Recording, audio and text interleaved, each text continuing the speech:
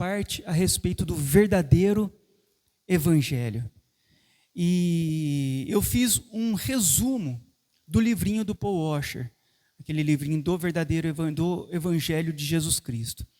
Então, eu tentei trazer hoje para a igreja um resumo da mensagem mais importante das Escrituras, que é o Evangelho. O que é o Evangelho, o que o Evangelho produz em nós, e ao sermos salvos, o que devemos fazer, o que acontece em nossas vidas. Então, é escrito no Evangelho de Marcos que Jesus diz para nós irmos por todo o mundo e pregar o Evangelho a toda a criatura. Então, a mensagem central do cristianismo é o Evangelho de Jesus Cristo. A palavra Evangelho significa boas novas, boas notícias. Mas para nós entendermos por que o Evangelho é a boa notícia, precisamos saber quem é Deus e quem nós somos. Então, de todas as mensagens, o Evangelho ela é a principal. É aquela que deve ser pregado e ministrado a todas as pessoas. E o Evangelho, ele traz em seu significado que são as boas notícias de Deus para o homem. Mas por que o Evangelho, então, são as boas novas, as boas notícias? Primeiro, nós precisamos de entender quem é Deus. Deus, ele é santo, como diz em Isaías 6. Santo, santo, santo é o Senhor dos exércitos. A palavra, ela comunica a ideia de ser separado, distinto ou colocado à parte. Significa que Deus está acima de toda a sua criação, sendo totalmente distinto de todo ser criado. Só Deus é Deus.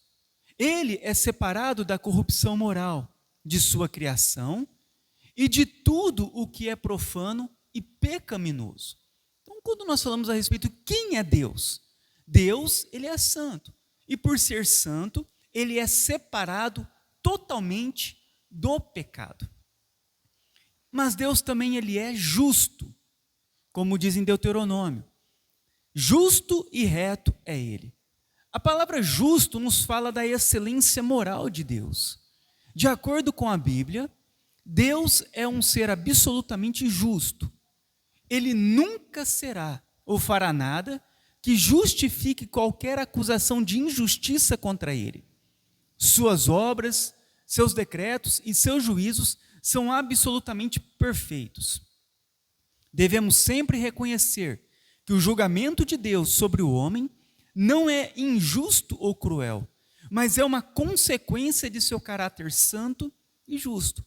Então, para nós entendermos a boa notícia, nós devemos primeiramente entender quem é Deus. Deus, ele é um ser plenamente santo, totalmente separado do pecado.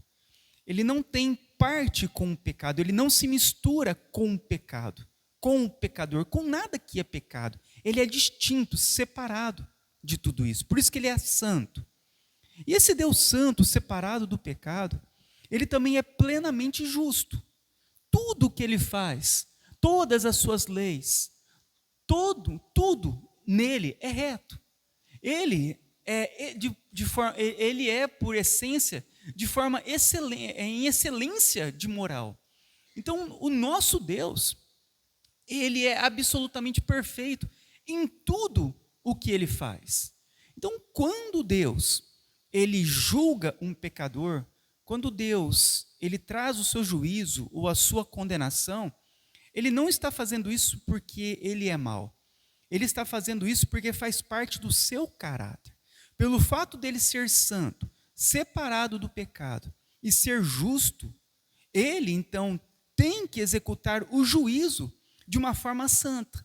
É por isso que, quando nós olhamos para Deus, nós vamos ver que Deus, ele é plenamente santo e plenamente justo. Então, quando ele executa algum julgamento sobre os homens, ele está apenas demonstrando o seu caráter, que é plenamente santo e justo. Mas com relação ao homem, A Bíblia nos ensina que, embora a humanidade tenha sido criada boa, como diz em Gênesis, e viu Deus tudo quanto tinha feito, e eis que era muito bom, mas devido à queda de Adão, todos os seres humanos sofrem a morte espiritual, como diz em 1 Coríntios 15, 22. Porque assim como em Adão, todos morrem, não é alguns, mas todos morrem. Nós somos, por natureza, moralmente corruptos, ao contrário de Deus, que é moralmente santo. Nós somos moralmente corruptos e inclinados para o mal, como diz Jesus em Mateus 15. Porque do coração procedem os maus desígnios, o homicídio, os adultérios, a prostituição, os furtos, os falsos testemunhos e as blasfêmias. Como Paulo diz em Romanos 3, pois todos pecaram e carecem da glória de Deus, todos. Isaías diz, mas todos nós somos como o imundo, e todas as nossas justiças como trapos da imundícia. Então nós somos como imundo aos olhos de Deus, e tudo aquilo que nós fazemos, todas as nossas obras, são como trapos da imundícia. Como também Paulo diz em Gálatas 3, todos quantos, pois, são das obras da lei, estão debaixo de uma maldição, porque está escrito, maldito todo aquele que não permanecer em todas as coisas escritas no livro da lei, para praticá-las. Então, Deus, de um lado, é santo e justo, e nós, do outro lado, somos o quê? Maus e pecadores. Então, um grande dilema. Para nós é reconfortante saber que Deus, ele é santo e justo. Mas o que um Deus justo fará com os seres humanos que são egocêntricos, inclinados ao mal e desobedientes? Se o juiz de toda a terra lida conosco baseado na justiça, ele não deveria condenar a todos nós? Essas perguntas nos levam ao maior de todos os dilemas religiosos e filosóficos. Como Deus pode ser justo, mas perdoar aqueles que deveriam ser justamente condenados? Então essa é a grande pergunta. Se Deus é plenamente santo e justo, e nós totalmente pecadores, como então Deus pode nos salvar sem ser injusto? Porque um Deus justo, ele deve julgar de forma justa e condenar os injustos. Mas é o grande dilema, como Deus então pode perdoar pecadores? A resposta que nós encontramos desse dilema só pode ser encontrado no Evangelho. Em seu amor, Deus sofreu a pena que merecíamos e morreu em nosso lugar. O mesmo Deus cuja a justiça exigia o pagamento por nosso pecado, fez a satisfação completa por ele, oferecendo-se em nosso lugar. Isso é o que verdadeiramente faz do Evangelho as boas novas. Por que o Evangelho é as boas novas? Porque não havia esperança para nenhum de nós, uma vez que todos somos pecadores. Mas o que é as boas novas? É saber que Deus, ele paga pelos nossos pecados em si mesmo. E de uma forma plena, completa, satisfaz toda a justiça de Deus, Cristo, oferecendo-se em nosso lugar. Então Jesus, ele veio para carregar os nossos pecados e oferecer a sua vida como um sacrifício em nosso lugar. A sua morte satisfez as exigências da justiça de Deus contra os pecadores e tornou possível que um Deus justo os perdoasse. A sua ressurreição após 3 dias testificou que ele é o Filho de Deus e que Deus aceitou a sua morte como completo pagamento por nosso pecado. Agora, todas as pessoas podem ser totalmente perdoadas, reconciliadas com Deus e receber a vida eterna através da fé na pessoa e na obra de Cristo. É por isso que nós só podemos ser salvos por meio da fé em Cristo. Porque uma vez que todos somos pecadores, todos nós carecemos de que Cristo nos salve. Por mais que façamos boas obras, por mais que sejamos moralmente corretos, isso não cancelaria o escrito de dívida que pesa contra nós. As nossas dívidas, os nossos pecados ainda estão anotados naquele caderno da nossa vida, no livro da nossa vida, que Deus o tem. E esse livro será aberto para julgar as nossas obras. Então, por mais que nos esforçamos por fazer o bem, por mais que nos esforçamos para ser moralmente corretos, por mais que façamos boas obras, nada disso pode nos salvar. Somente Jesus pode nos salvar, porque para a salvação é necessário que haja um pagamento completo de toda a dívida, e não parcial, mas completo. E o único que pagou por completo, que disse, está consumado, está totalmente pago, foi Jesus Cristo. Então é por isso que nós só podemos ser perdoados, reconciliados e termos a vida eterna por meio de Jesus Cristo.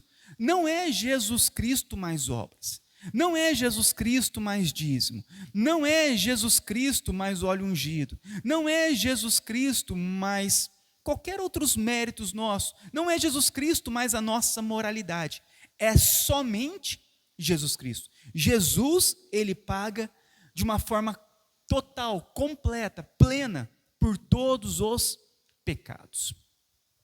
Então, ao ouvir o Evangelho, essa mensagem, qual deve ser então a nossa reação? Ao entendermos que somente Cristo pode nos salvar, que Deus é santo e justo e nós pecadores, o que é exigido de nós pelas Escrituras? O arrependimento, que começa com o reconhecimento e a confissão dos nossos pecados, como Davi diz em Salmo 51, pois eu conheço as minhas transgressões, e o meu pecado está sempre diante de mim.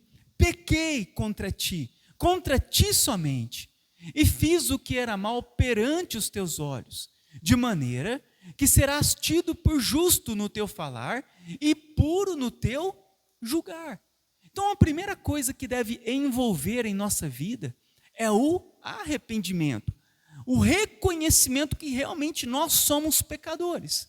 E nós então confessar os nossos pecados, olhar para nós e falarmos para Deus: Deus, eu pequei, eu cobicei, eu menti, eu roubei, eu desobedeci os meus pais, eu não fui fiel, eu não fiz o bem que eu deveria fazer, eu me omiti naquilo que eu deveria fazer, eu não estou sendo um bom marido, não estou sendo uma boa esposa, não estou sendo um bom pai. Então, confessar, começar a olhar para nós e ver que realmente nós somos pecadores, que nós não somos perfeitos e falhamos. Então, nós devemos começar a confessar diante de Deus os nossos pecados. E a sinceridade do arrependimento deve ser o quê? Acompanhada de um afastamento do pecado. Como Jesus diz em João 8, vai-te e não peques mais. Como Isaías diz, lavai-vos, purificai-vos, tirai a maldade de vossos atos de diante dos meus olhos, e cessai de fazer o mal. Então, a sinceridade do nosso arrependimento vem acompanhado do quê? Do afastamento do pecado. Então, eu me arrependo do pecado, eu reconheço, confesso, e agora me afasto do pecado. Você realmente se arrependeu? Está se arrependendo? Então, aqui algumas perguntas que é listada no livro pelo pastor Paul Washer, para ver se o nosso arrependimento é genuíno. Então, a primeira pergunta é: você agora pensa de maneira diferente sobre Deus? Ao ouvirmos o Evangelho. Agora, quando nós olhamos para Deus, nós pensamos diferente sobre Ele? Você percebe que é Deus e não você quem deveria estar no centro de todas as coisas? Você lamenta a sua negligência para com Deus? Você deseja buscá-lo e conhecê-lo? Então, ouvirmos esse Evangelho, que antes nós achávamos o quê? Que Deus era o nosso mordomo, que Deus era como um Papai Noel. A gente exigia, mandava em Deus, gritava com Deus, brigava com Deus. Mas quando nós ouvimos o Evangelho e vemos que Deus é plenamente santo, plenamente justo e nós pecadores, será que agora nós pensamos diferente com relação a Deus? Você agora pensa de maneira diferente sobre o seu pecado? Você vê que o pecado é uma terrível ofensa a Deus, do menor ao maior pecado, pelo fato de Deus ser separado de qualquer pecado. Você sente arrependimento e vergonha por seu pecado, daquilo que você fez no seu passado? Você anseia estar livre de ambos, tanto da condenação quanto da escravidão do pecado? Você está determinado a confessar o seu pecado e recorrer a Deus por misericórdia? Como nós olhamos agora para o nosso pecado? E a terceira pergunta: você agora pensa de maneira diferente sobre o caminho da salvação? Você concorda que não pode ir a Deus através dos seus méritos, mas somente através da pessoa e da obra de Cristo? Você reconhece que suas melhores ações são como trapos imundos diante de Deus? Você tem rejeitado toda a confiança em sua própria justiça? Então, como nós podemos considerar que o nosso arrependimento é sincero? Quando nós olhamos para essas perguntas e percebemos que realmente agora a nossa maneira de pensar é totalmente diferente a respeito de Deus, do nosso pecado e da nossa salvação. Antes, nós achávamos que éramos bons, que as nossas obras poderiam inclinar Deus a abrir a porta dos céus para nós, porque nunca tínhamos roubado e nem matado. Então antes achávamos isso, que a nossa justiça, que aquilo que fazíamos, nos levaria a merecer o céu. Mas uma vez que nós olhamos que todos pecaram, nós então passamos a rejeitar essa confiança em nós. Paramos de confiar em nós e começamos agora a confiar somente naquilo que Cristo fez por nós. Com o arrependimento, o que acontece quando nós realmente nos arrependemos? Vem a fé salvadora. A fé é mais do que uma crença na existência de Deus. Ela também envolve uma confiança, certeza e dependência em seu caráter, bem como na veracidade da sua palavra. Então, o arrependimento traz a fé verdadeira. E essa fé, ela vai fazer o que em nós? Colocarmos a nossa confiança, trazer uma certeza para nós e uma dependência em Deus. A Bíblia define a fé como a certeza das coisas que se esperam e uma convicção de fatos que não se veem. Isso nos leva a uma questão muito importante. Como uma pessoa pode estar segura ou convicta em sua fé? Se a fé, ela é uma certeza, ela é uma convicção, nós precisamos então estarmos seguros e convictos que a nossa fé, ela é verdadeira. Porque a nossa fé, ela não é algo abstrato, algo que nós não podemos confiar, ter certeza, algo que nós não podemos pegar. Não, a nossa fé, ela é uma convicção. Nós nos agarramos pela fé na cruz de Cristo. Nós temos convicção daquilo que nós acreditamos. Então essa é a verdadeira fé. Ela traz uma convicção. Imagina as pessoas a vida inteira frequentando uma igreja, a vida inteira frequentando uma religião. E você pergunta, você vai para o céu? Você é salvo? As pessoas não sabem responder. E por que elas não sabem responder? Porque elas nunca ouviram o Evangelho. Não sabem quem é Deus. Não sabem quem somos. Não sabem o que Jesus fez. Nunca se arrependeu verdadeiramente. E não tem a fé salvífica.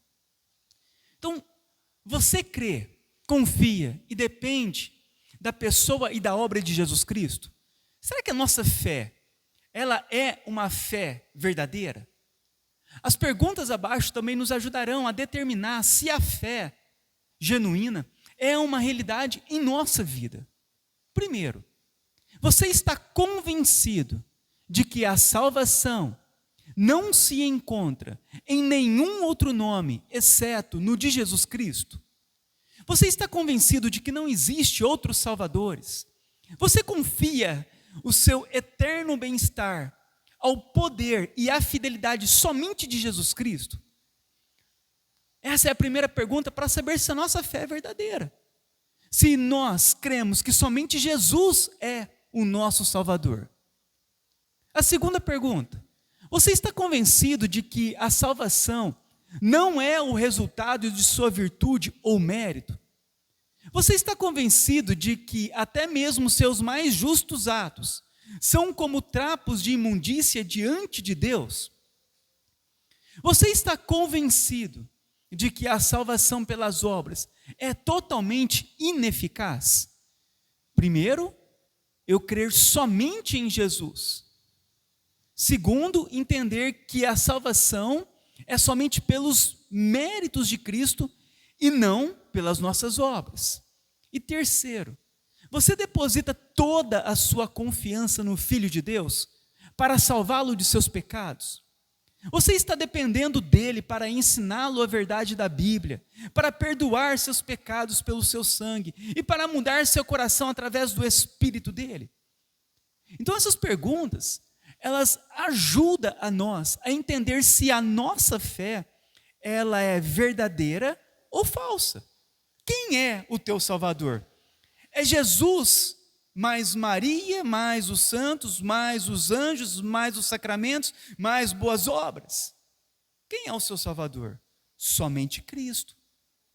Como então eu estou convencido que a minha fé é verdadeira? Quando eu entendo que não é por aquilo que eu faço, mas é por aquilo que Cristo fez por mim. Você não ajuda Cristo para você entrar no céu. Você não faz uma parte e Cristo faz outra. Você não carregou a cruz. Você não morreu na cruz. Você não viveu uma vida perfeita e sem pecado. Você não é Deus encarnado. Você não ressuscitou ao terceiro dia. Somente Ele fez isso. Por isso, somente Ele é o Salvador. E não há méritos em nós para cooperarmos na salvação.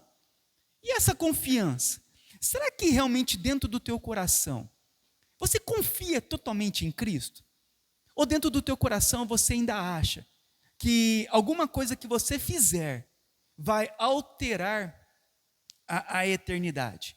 Que se você então ajudar um pouquinho a mais Cristo, você vai então merecer também o céu, ou algo que vai te garantir mais. Como a pessoa fala, olha, eu sei que é só Cristo, mas eu vou fazer aqui a minha parte, eu vou fazer os sacramentos, eu vou dar o meu dízimo, eu vou fazer um monte de outras coisas, para quê? Para garantir, se não for, pelo menos eu estou garantido que a minha parte eu fiz. Será que é assim que nós pensamos? Ou nós confiamos plenamente nele? Senhor, eu confio somente em Ti. Essa é a questão. Essa é a fé verdadeira. A fé verdadeira, ela se agarra ou a Cristo, ou então ela vai naufragar. Porque só Cristo pode nos salvar. Então a palavra de Deus é o único padrão adequado para julgar a nossa genuinidade da nossa fé. Para que possamos crescer na certeza da nossa salvação. Há um livro na Bíblia escrito especificamente para este propósito, o livro de 1 João. João escreveu: estas coisas vos escrevi, a fim de saberdes que tendes a vida eterna, a vós outros que credes em o nome do Filho de Deus. Quais são as características que tornam evidentes em nossas próprias vidas, que podemos ter a certeza de que realmente conhecemos Cristo e estamos sendo transformados pelo seu poder? Então, no livro de 1 João, ele escreve, para quê? Para que a igreja tenha a certeza da sua salvação. Porque a nossa salvação, ela é uma convicção de fé. Eu tenho que crer ou não crer, eu tenho que ter uma certeza ou não. Então, João, ele escreve a primeira carta para isso, para trazer uma convicção a respeito da fé dos irmãos. Imagina, as pessoas vivem, fazem, vão, mas não sabem se no final serão salvas. Geralmente, quando a pessoa ela não sabe se ela será salva ou não, é porque ela realmente nunca foi salva. Porque quando a pessoa é salva, o Espírito de Deus testifica com o nosso espírito que somos filhos e herdeiros de Deus. Então, nós vamos ver 10 características que vai mostrar para nós a certeza de que realmente nós conhecemos a Cristo e estamos sendo transformados pelo seu poder. Primeira característica de quem é salvo: os cristãos caminham na luz. Se, porém, andarmos na luz como Ele está na luz, mantemos comunhão uns com os outros, e o sangue de Jesus, seu Filho, nos purifica de todo o pecado. Então, primeira coisa, os cristãos salvos, eles caminham na luz e mantêm comunhão uns com os outros. Por isso somos purificados de todo o pecado. O caráter e a conduta dos cristãos estão sendo progressivamente moldados de acordo com a vontade de Deus, tal como Ele revelou na Bíblia. Primeira característica: caminham na luz e não em trevas. A segunda característica dos cristãos salvos é que eles são sensíveis ao pecado que está em suas vidas e o confessam. Se dissermos que não temos pecado nenhum, a nós mesmos nos enganamos e a verdade não está em nós. Se confessarmos os nossos pecados, Ele é fiel e justo para nos perdoar os pecados e nos purificar de toda injustiça. 1 João 1.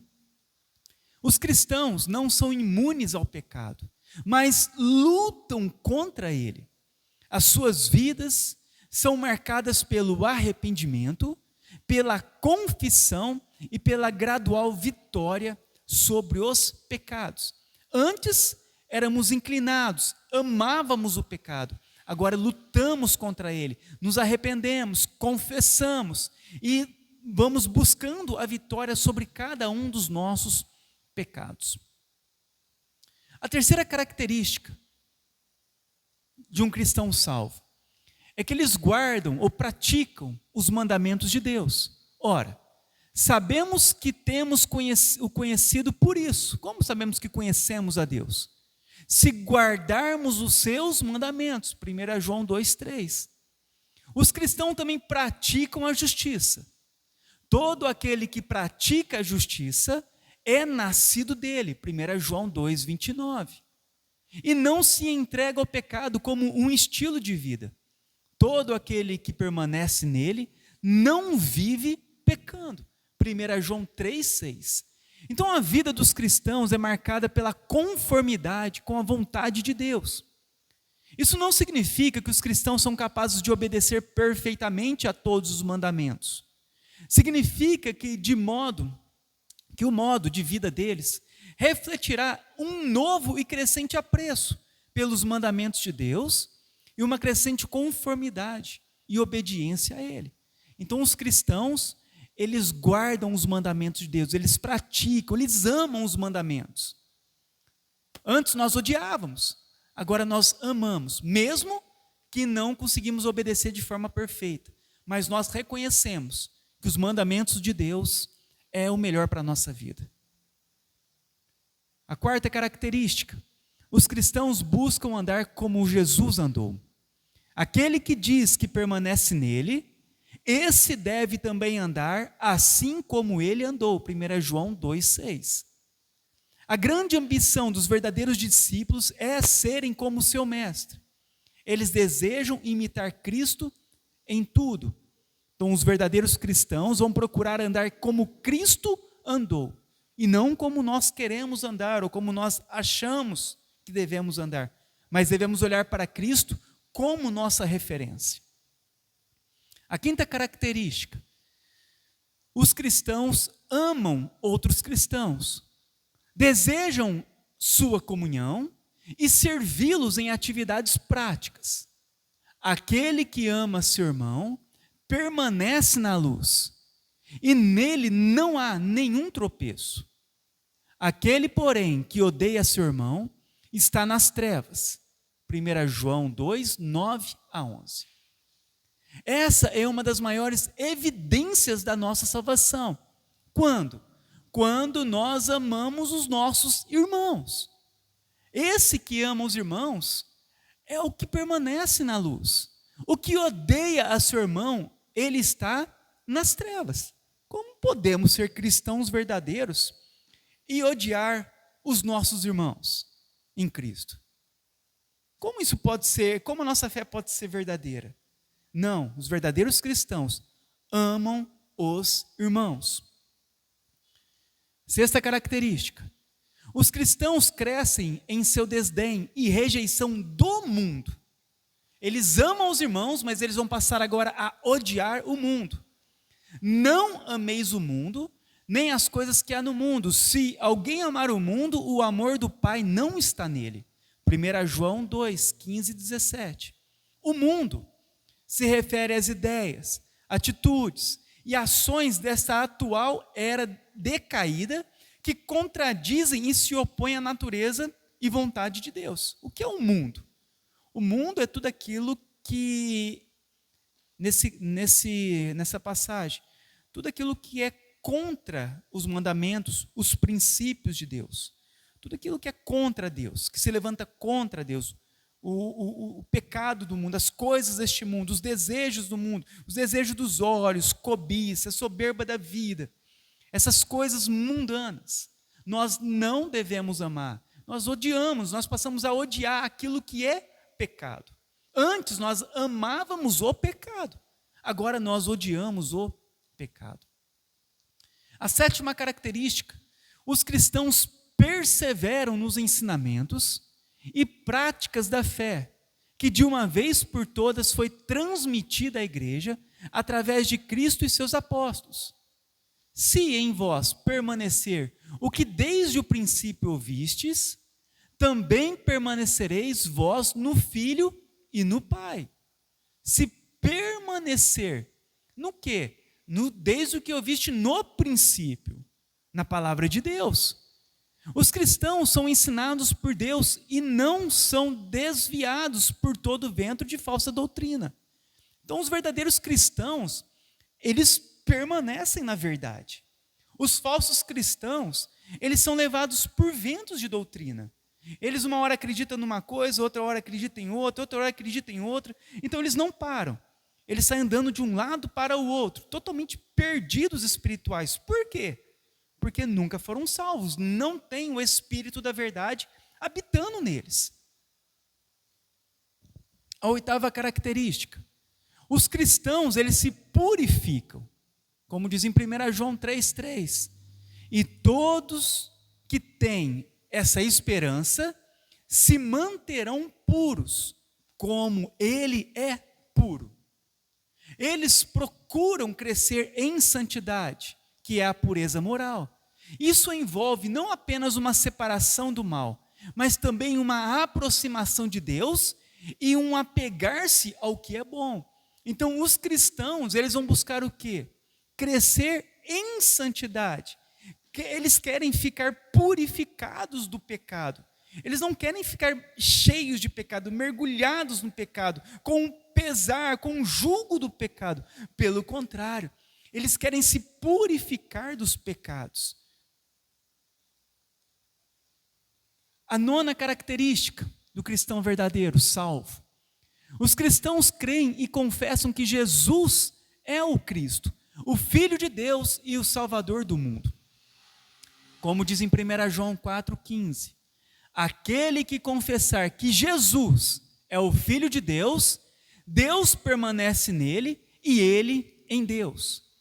A grande e única esperança da nossa salvação está na pessoa e obra de Cristo. Quem confessar Jesus Cristo.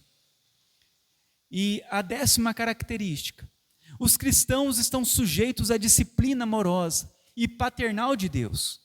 Como diz em Hebreus 12, filho meu, não menosprezes a correção que vem do Senhor, nem desmaieis quando por ele és reprovado, porque o Senhor corrige a quem ama e açoita a todo filho a quem recebe.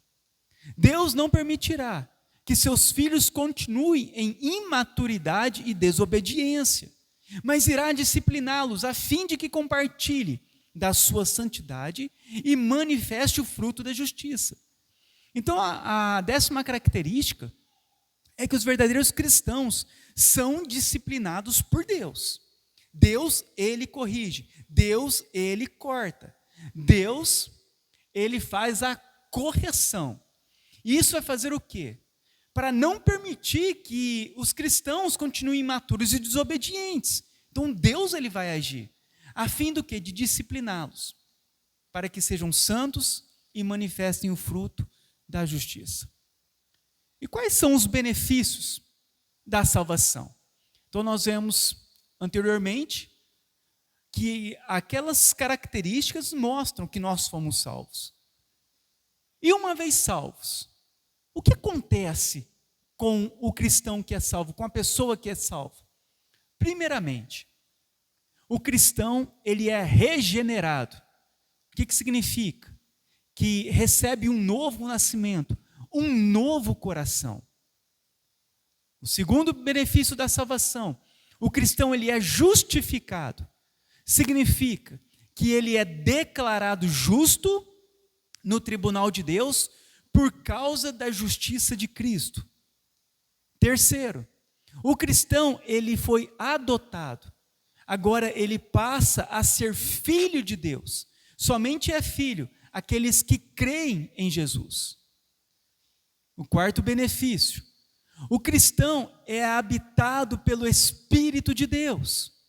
Então, o verdadeiro cristão, ele é habitado pelo Espírito Santo. Ele passa a ser a habitação do próprio Deus na vida dele. O quinto benefício, o cristão, ele recebe a vida eterna. Nós, então, recebemos a vida eterna, fomos salvos. O cristão é uma nova criação de Deus. Tudo passou e eis que tudo se fizeram novas em nossa vida. Então nós nos tornamos uma nova criação, uma nova criatura. Deus fez tudo novo agora em nossa vida. E sétimo, o cristão, ele será glorificado. Essa é o que falta para nós. Quando Jesus Cristo voltar, nós então seremos glorificados. Então esses são os benefícios da nossa salvação. Então, uma vez que nós fomos salvos, como devemos viver? A Bíblia nos chama a viver de uma maneira digna do nosso chamado, para crescermos em conformidade à imagem de Cristo, nos parecermos com Cristo, e para caminharmos nas boas obras que Deus nos preparou para realizarmos. Uma vez que nós fomos salvos, depois que fomos salvos, agora nós vamos crescer para sermos parecidos com Cristo e para agora fazermos o bem. Em resposta às misericórdias de Deus, devemos agora apresentar as nossas vidas a Deus como sacrifícios vivos, santos e agradáveis para Ele. E as seguintes diretrizes e práticas extraídas da Bíblia vão nos ajudar nessa jornada magnífica. Então, o que agora nós precisamos fazer para agora nós crescermos espiritualmente, para agora nós sermos conformados cada vez mais à imagem de Cristo, para nós agora passarmos a fazer o bem, a ajudar as pessoas? O que deve fazer? O que agora nós devemos fazer para que isso se torne uma realidade prática na nossa vida? Porque muitas vezes a pessoa, ela é salva, mas ela acaba ficando ali naquela vida dela e as engrenagens dela vão endurecendo, porque ela deixa de praticar alguns ensinamentos que são necessários para o nosso crescimento espiritual. Porque a santificação, ela é um processo na nossa vida, que vai durar durante toda a nossa vida. Durante toda a nossa vida, Deus vai trabalhar em nosso coração, para cada vez mais nos moldar à semelhança de Cristo. Então, a primeira coisa que nós devemos aprender é que todos nós precisamos estudar a Bíblia. Nós devemos crescer em nosso conhecimento de Deus.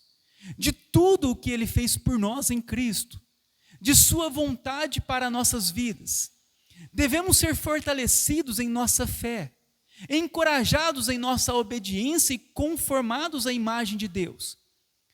E isso somente pode ser realizado através da leitura, estudo, memorização e obediência à Bíblia.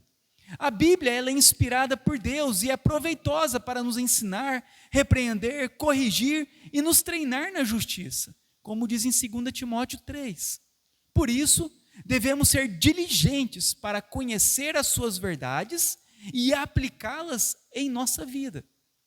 Então, uma vez que realmente nós somos salvos, ouvimos o Evangelho, cremos no Evangelho, nós não devemos cruzar os braços. Nós não fomos chamados a cruzar os braços, a sentar em uma cadeira de uma igreja. É muito mais do que isso. Nós precisamos agora prosseguir a nossa carreira na fé, a nossa corrida, a nossa caminhada na fé. Não é ficarmos parados, paralisados ou conformados com aquilo que aconteceu apenas, mas sim aprendermos que precisamos sermos moldados, transformados dia após dia. E para que isso aconteça, é necessário a nossa vida de estudo da Bíblia. Nós devemos ter um devocional com a Bíblia. Todos os dias, ler a Bíblia. Todos os dias, ouvir o que Deus tem para falar para nós através da Bíblia. É com a Bíblia, é através da Bíblia que Deus irá falar conosco. Então nós precisamos de ler a Bíblia. As pessoas ficam em Nárnia, sentadas esperando, Senhor, fale comigo. Senhor, me mostre um sinal. Senhor, eu quero ouvir a tua voz. E eles estão com a palavra de Deus em suas mãos, mas não abrem ela para ler. Como Deus fala hoje conosco? Como Deus ele nos instrui hoje? Através da Bíblia. Então todos nós devemos ler e estudar a Bíblia para conhecer e aplicá-la. É por isso que muitos cristãos vão se apagando durante a sua caminhada neste mundo. Nós devemos reacender a fé em nós como? Bíblia. É somente pela Bíblia que nós vamos conseguir ter esse conhecimento da verdade e aplicar em nossa vida. A segunda coisa é a dedicação à oração. Deus, ele fala conosco através da Bíblia. E nós falamos com Deus através da oração. Então, como Deus fala conosco? Pela Bíblia. Então, Deus ele vai conversar conosco como? Com a Bíblia. Você abre a Bíblia, lê a Bíblia, Deus está falando com você.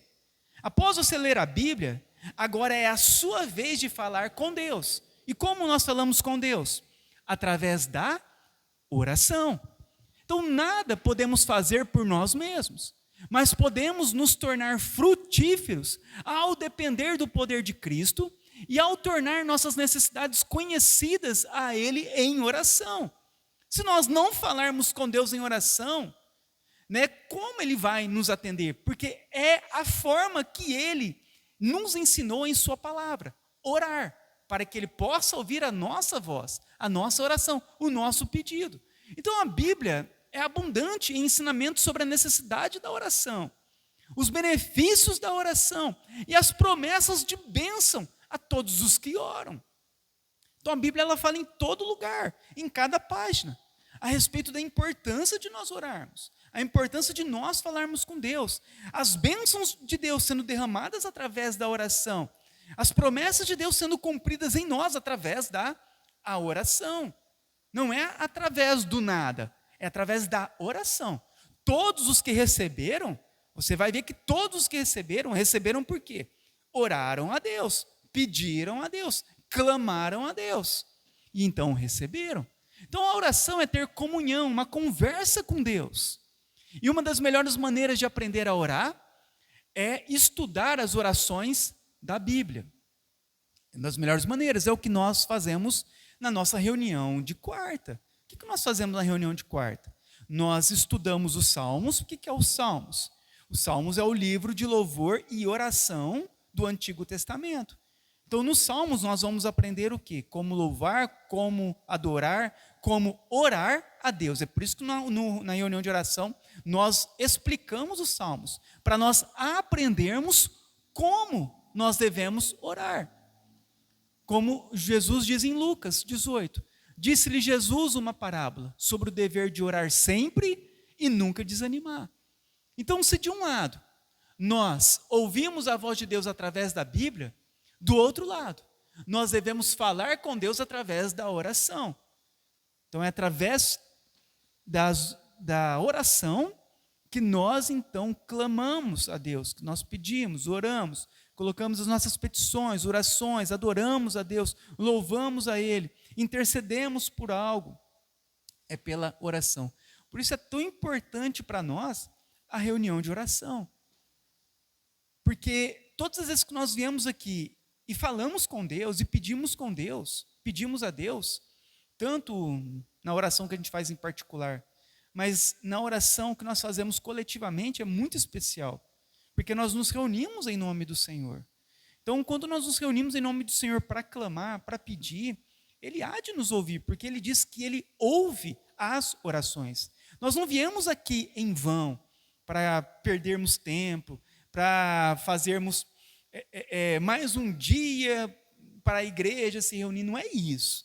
Nós viemos aqui porque nós temos a certeza que cada uma das palavras que nós clamamos aqui, Ele há de nos ouvir.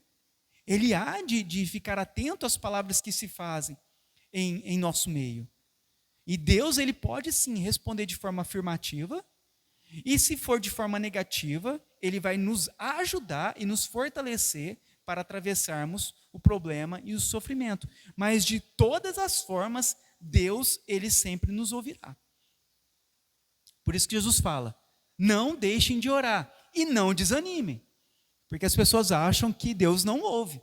Eu já pedi tanto a Deus, eu já falei tanto a Deus, eu vou a Deus, mas parece que nada acontece. Como não? Quantas coisas você acha que Deus ali não ouviu a tua oração? Quantas coisas você acha que não está acontecendo naquele momento que você está clamando no reino espiritual? Então, Deus, Ele fala para nós orarmos sempre e nunca desanimarmos, porque Ele sempre ouve as nossas orações por meio de Cristo. O que mais é nos ensinado nas Escrituras, uma vez que fomos salvos? Que nós cresçamos em santificação. A Bíblia ensina que a santificação, nosso crescimento pessoal em semelhança a Cristo, é a vontade de Deus. Como diz em Hebreus 12, segui a paz com todos e a santificação, sem a qual ninguém verá o Senhor. Para que isso se torne uma realidade em nossas vidas, devemos buscar a Deus através da leitura da Bíblia, a oração, a comunhão com os irmãos piedosos e a abstenção das coisas pecaminosas deste mundo, para não nos contaminarmos com ela. Então, todos nós devemos o quê?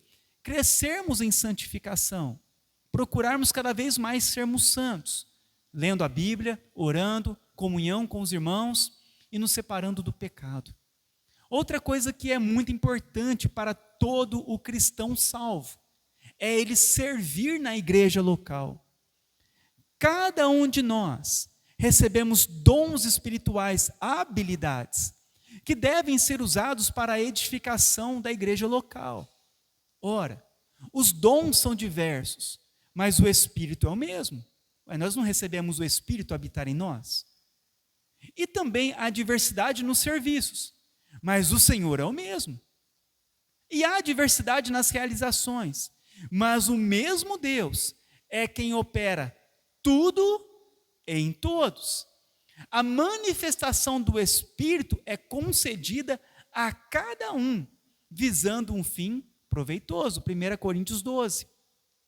Então não devemos meramente nos unir a uma igreja bíblica, mas devemos servir na igreja local, de acordo com as nossas habilidades. O ministério na igreja não é limitado aos pastores ou presbíteros, mas a todos. Então, servir na igreja é uma obrigação de cada um daqueles que foram salvos. Porque todos têm o Espírito Santo, todos têm algum tipo de dom e de habilidade, para que possam servir aos irmãos, servir à congregação, servir na sociedade em que nós vivemos. Então, todos nós devemos colocar a mão no arado. Aquela história de você apenas vir, assistir, sentar e ir embora para a tua casa, essa não é a realidade da Bíblia. Porque todos devem ajudar, todos devem trabalhar para o progresso do reino, para o avanço do reino. Todos devem ajudar uns aos outros. Todos devem zelar pelo bom andamento da casa de Deus. Nós temos tantas coisas, irmãos, para poder ajudar na igreja, dentro, durante o culto, depois do culto, fora da igreja. E todos nós precisamos de entender que isso é uma obrigação de todos os cristãos. Todos precisam de trabalhar para o reino de Deus. Não é somente o pastor ou os oficiais, mas são todos. Todos têm o Espírito Santo. Então todos têm dons e todos devem ajudar, servir na igreja local.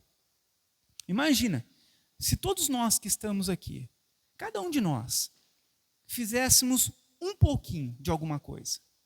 Imagina como que seria muito mais fácil. Agora imagina, todos ficarem sentados apenas na cadeira. E apenas 2, 3, 4, tentar fazer todas as coisas. Puxar todo mundo, levar todo mundo, tentar conduzir todo mundo. Meu irmão, não dá certo. Imagina um time de futebol, que fica lá só um jogando e o resto sentado no campo. O que vai acontecer? Não vai dar certo. Nós somos uma equipe, nós somos um time, nós todos temos o Espírito Santo e todos precisamos de trabalhar para o reino, colocar a mão na massa, ajudar o reino, fazer algo pelo reino. E isso é uma característica para nós, para os cristãos, para nós não ficarmos parados na igreja, para nós não ficarmos encostados na igreja, e aquele fogo do Espírito Santo, e cada vez mais se apagando. Por quê? Porque nós não servimos uns aos outros. Todos nós devemos servir uns aos outros, servirmos a igreja local e servirmos a nossa sociedade com o dom que Deus deu para cada um de nós. Nós devemos servir no evangelismo e nas missões. É a vontade de Deus que o evangelho de Jesus Cristo seja pregado a todas as nações e a cada pessoa debaixo do céu. Essa ordem de Cristo foi chamada de grande comissão, e cada cristão está comprometido com essa tarefa, de acordo com os seus dons. Isso também inclui cuidar dos cristãos que são perseguidos por causa da fé, ajudar aqueles que sofrem necessidades e fazer obras de caridade a todos os que precisam. Jesus diz em Marcos 16:15, e disse-lhes: ide por todo o mundo e pregai o evangelho a toda criatura. Então nós devemos, irmãos, servir no evangelismo, nas missões. Nós devemos pregar o evangelho. Nós não podemos ouvir essas verdades que nós ouvimos aqui e guardar somente para nós. Nós não podemos fazer isso. Nós estamos pecando contra Deus. Porque isso que nós estamos ouvindo aqui é algo precioso. São verdades que falam a respeito de eternidade, a qual as pessoas, elas dificilmente ouvirão isso. E como as pessoas poderão se converter se nós nos calarmos diante dessas verdades? Então toda a igreja, ela é chamada a pregar o evangelho, a falar a respeito do evangelho, dessa mensagem que nós acabamos de falar aqui, para outras pessoas. Então todos nós somos chamados à grande comissão, a anunciar o evangelho, a confrontar a fé das pessoas, para que elas possam entender, né, se são salvas ou não. Então, como nós podemos fazer? Essa semana veio uma pessoa conversar comigo, um cristão, e eu falei: há quanto tempo você vai na igreja? Ele deve ter em torno de uns 50 anos. Ele falou, a vida inteira eu fui na igreja. Eu nasci sempre na igreja. E eu perguntei para ele, você tem certeza da sua salvação? E ele ficou em dúvida, ele não sabia me responder. Há mais de 50 anos, frequentando uma igreja, uma religião, e não sabia responder se ele era salvo ou não. E essa foi uma grande oportunidade para eu então pregar o evangelho e falar, você sabe o que é o evangelho? E aí eu fui ensinar para ele, né, a respeito da salvação. E fui explicar para ele como nós podemos ser salvos. O porquê que nós somos salvos somente por meio de Cristo. Porque ele dizia assim, então, eu nunca roubei, eu nunca matei, né, dou o meu dízimo na igreja. Então, a pessoa ela não tem um entendimento. Por quê? Ela duvida, ela não tem certeza da sua salvação. Porque ela está esperando ser salva por aquilo que ela faz. Então ela fala, eu nunca roubei, então eu acho que eu vou para o céu. Eu nunca matei ninguém, eu ajudo lá na igreja. Então elas acham que vão ser salvas por isso. E é o momento então em que nós confrontamos a fé e falamos, não, deixa eu te explicar. Aí você começa a falar quem é Deus. Aí você começa a falar quem somos nós, pecadores. E aí você vai abordar por que o evangelho é a boa notícia. Porque Cristo, então, morreu em nosso lugar, foi condenado em nosso lugar. É por isso que nós podemos ter certeza da nossa salvação quando nós colocamos a nossa fé somente em Cristo e nos arrependemos dos nossos pecados. Então é o evangelismo, é anunciar, é nós, nessas oportunidades de você perguntar, você é salvo? Meu irmão, a maior parte das pessoas vão dizer que não sabem, ou que não são, ou vão demorar para responder, ou quando responder vão falar sobre obras. Então é o momento em que você explica o evangelho. Missões, servir no evangelismo, missões. Nós viemos de quarta-feira, de 15 em 15 dias aqui na igreja, nós oramos por quem? Pela igreja perseguida, pelos cristãos perseguidos. Então nós devemos vir interceder também na igreja, orarmos por eles. Ajudarmos aqueles que sofrem necessidades em nosso meio e fora do nosso meio. E um dos meios que nós temos hoje de evangelismo também é o compartilhamento de coisas bíblicas na internet. Você observa que tem pessoas que ficam postando a foto. E posta foto de cá, e foto de lá, foto de cá, e vai passear, posta foto de tudo. Mas não anuncia o evangelho, não fala, não compartilha as boas novas. Nós não estamos neste mundo para mostrar a nossa vida. Não é pecado, você quer tirar uma foto e colocar, amém. Mas o que eu observo é que as pessoas só fazem isso. E aquilo que é importante de nós proclamarmos o evangelho, compartilharmos os vídeos, compartilhar os versículos bíblicos que nos é postado nos grupos, compartilha, posta nos grupos da família, posta lá nos status, Instagram, no Facebook, posta onde você tem nas redes sociais. Usa a internet para pregar o evangelho, para fazer o bem para as pessoas, para anunciar as boas notícias. Esse é um meio também hoje de nós evangelizarmos, de darmos início.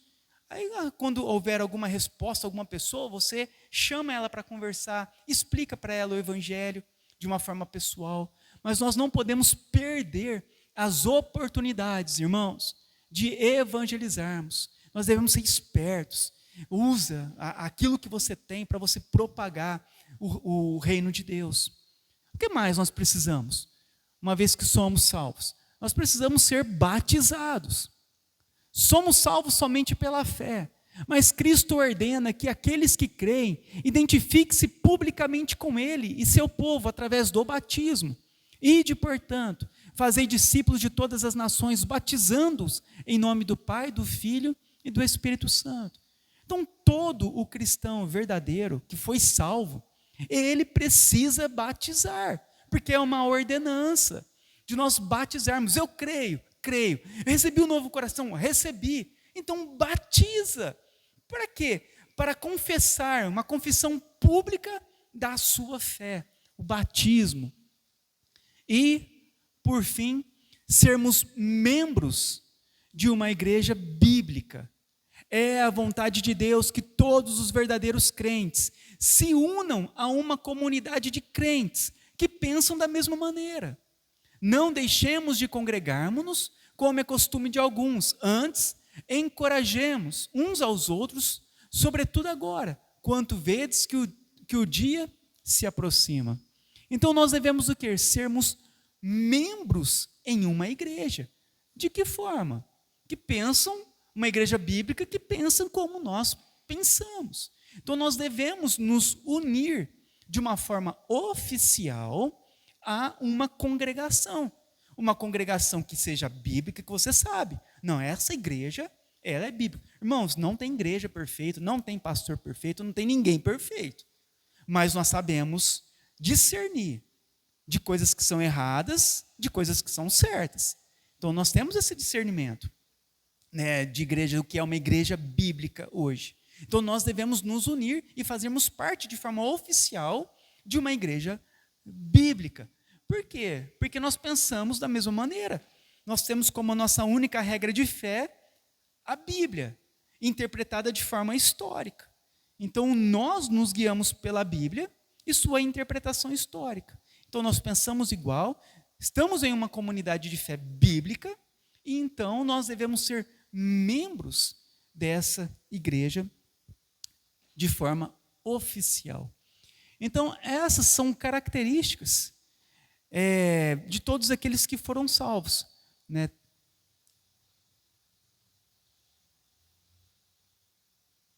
Estudar a Bíblia, dedicar à oração, crescer em santificação, servir a igreja local, servir no evangelismo e missões, ser batizado e ser membro de uma igreja bíblica. Então eu finalizo aqui esse estudo sobre o verdadeiro evangelho. Esse é um resumo do resumo daquele livro, O Evangelho de Jesus Cristo, do pastor Paul Washer.